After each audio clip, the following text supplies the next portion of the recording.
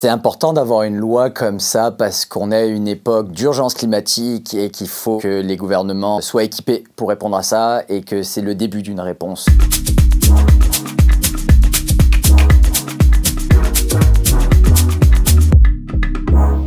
Je m'appelle Alexandre Lillo et je suis professeur en droit au département des sciences juridiques de l'UQAM.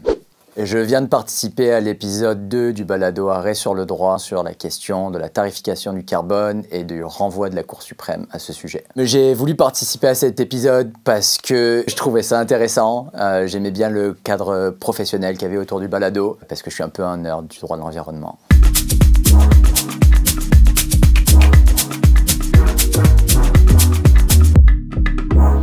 Ce qui me plaît le plus aujourd'hui dans l'enseignement, c'est clairement la relation avec les personnes étudiantes.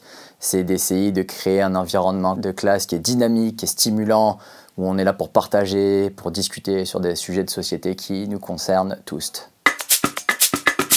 J'utilise des méthodes que j'aurais aimé expérimenter quand j'étais une personne étudiante, donc avec des activités d'apprentissage par le jeu, des débats, des simulations.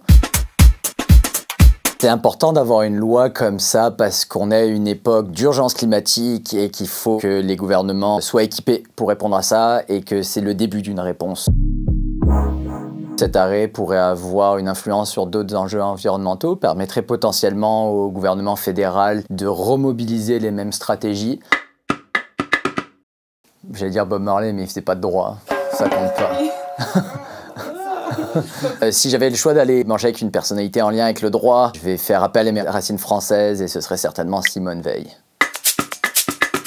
Pour rendre cette décision accessible aux personnes étudiantes, je pourrais potentiellement utiliser le jeu du loup-garou. Tout le monde a un objectif et tout le monde essaye de faire quelque chose en commun et créer une espèce de vie collective, mais chacun a sa propre mission, chacun a ses propres objectifs.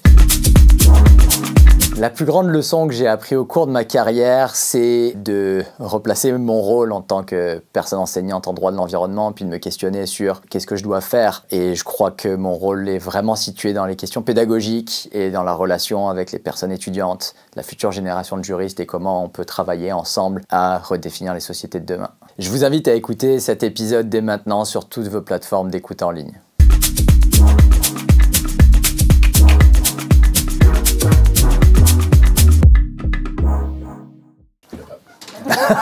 Ah ouais. Tu vas me voir convulser sur la vidéo.